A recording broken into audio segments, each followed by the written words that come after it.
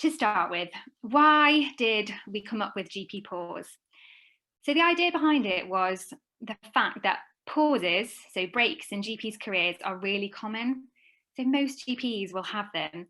And the reasons can be varied. They can be planned, so it might be a paternity leave or a planned operation, or it might be completely unplanned, so sickness, ill health, caring responsibilities, but they are a very common part of the GP's career.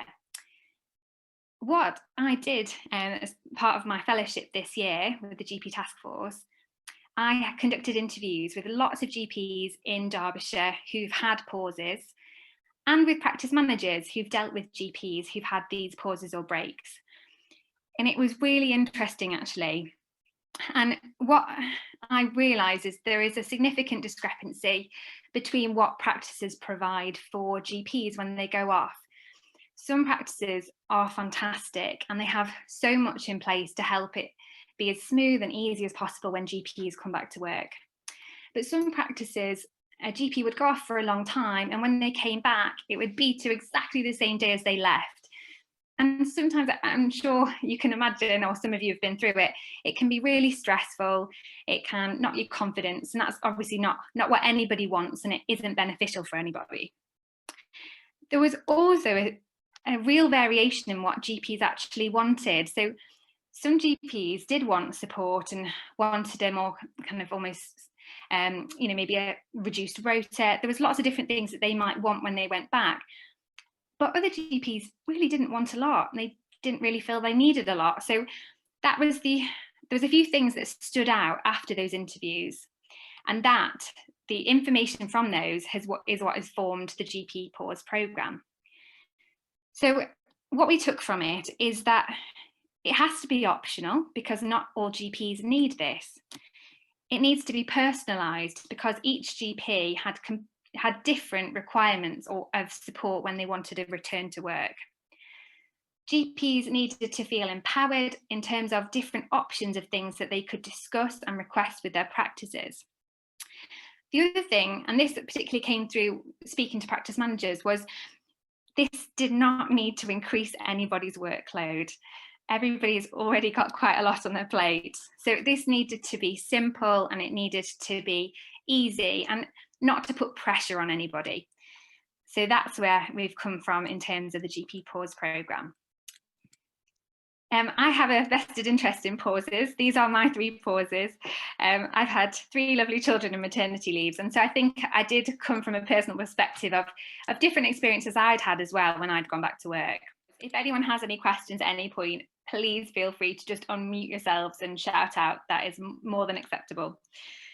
So the vision for the GP Pause programme is that it offers 100% of GPs and practices in Derbyshire both resources and signposting to enable, as I mentioned before, a personalised supportive pause and return to work. So how does it work? Again, it's all about keeping it nice and simple. So it's the 4 Ps: planning, pause, pressing play, and the final one is pondering. I did have to stretch that P a little bit, but hopefully it will make sense to you. So the first thing is the planning. As I've said before, not all pauses or breaks in careers can be planned and they're completely unexpected. But if they can be planned, it's about giving people the time to be able to think through what might be right for them. So on our webpage, and I will show that to you in a couple of slides, we've got resources to help plan your pause, and that's for both practices and GPs. And when I spoke to practice managers, they were so useful, and they were talking about there's lots of different forms that I had no idea about, but they were scattered everywhere, and we've tried to bring everything together in one place. So the webpage should hopefully be really useful. Another thing that we've created is a form for GPs to fill in with their practices about what they would like when they're off. And I'll show you an example of that. But again, it's short, it should be short and sweet. And it's about stimulating thoughts and discussion around what that particular GP in their particular situation would find beneficial. So onto the pause part, again, we've tried to bring all the resources, and there are a lot around, all into one place so that you can look on our web pages and see lots of different options for support that you might benefit from if you're off. And again, the thing about it is that it'll be different for anyone. So some people won't want much and some people might want quite a lot. The pressing play, so that's preparing yourself for going back to work. That is an area that I did think about quite a lot, because from the interviews, that is where a lot of GPs would have liked a bit more support and time. So what we've created again is a form similar to the planning form to create that communication, that discussion, that contemplation of the different opportunities and possibilities for GPs returning to work. And I've got an example for you to show you for that. The final thing is that pondering. So it's about giving us feedback as a GP Pause programme to make sure if we miss something that we can improve. So that is the 4 Ps. I did want to just say at this point, thank you to Laura and Ola.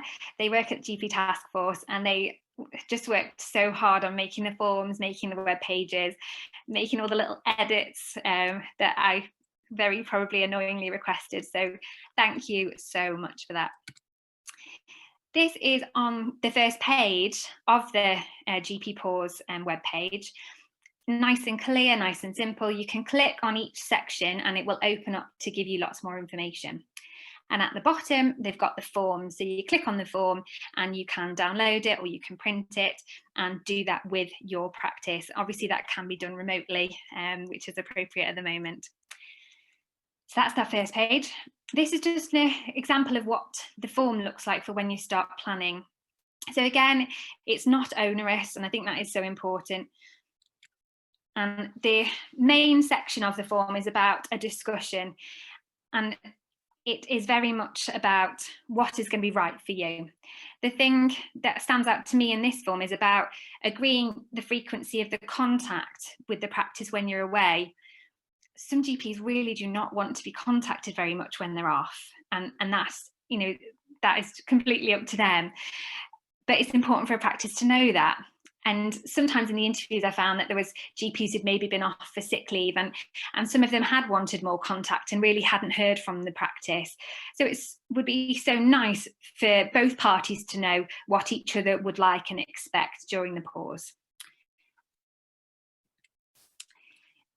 This is a picture of support during the pause. So this is another web page that opens up when you click on that section. And again, I know I've mentioned it before, it's just about bringing it all together. So on here, we've got information about the GPS, which Nikki's going to speak on, about practitioner health. Practice managers were talking about occupational health. Sometimes it was hard to know how to refer doctors, so we popped that on there. If people do want a bit of education while they're off, I'm not saying they would, but if they did, it's all there. We've also, just further down that page, we've got a section on maternity and paternity leave, different things like the BMA has just brought out new guidelines on that. So again, it should be nice and accessible and hopefully really helpful to people. This is the pressing play form. So again, similar in format to the planning form, and it's just to prompt discussion, just to enable people to think about what's really going to be helpful. Things like keeping in touch days, things like a GP mentor. So that wasn't really something that I'd come across in terms of, you know, returning to work, but I spoke to other GPs and practices, and you know, there's practices out there doing that. They're offering GPs who are coming back, they're saying, do you want a mentor? And so I think that's really nice. It's not something that I would have considered before. So hopefully, again, that's a nice, swift thing that people can do together. Finally, the benefits of GP Pause. So I think really we're aiming to do 4 things. So really make a GP feel empowered to know the different options of things that they can possibly benefit from. To secondly, improve communication between GPs and their practices, just so that everybody's clear on what people would like. Thirdly, to support both GPs and practices, so make sure that everybody's got the information at their fingertips that they would need. And finally, making everything easily accessible, and that's really where the web page comes in. I did mention before about locum pages, and I just did want to say, if doctors are locums, they might not have a regular practice that they'd be able to, fill in the forms with or discuss them with. So the GP task force has agreed that they're happy for one of their representatives to speak to the locum and do the form with them, so that locums have that opportunity to be just as supported and have that space to talk things through. So, are there any questions?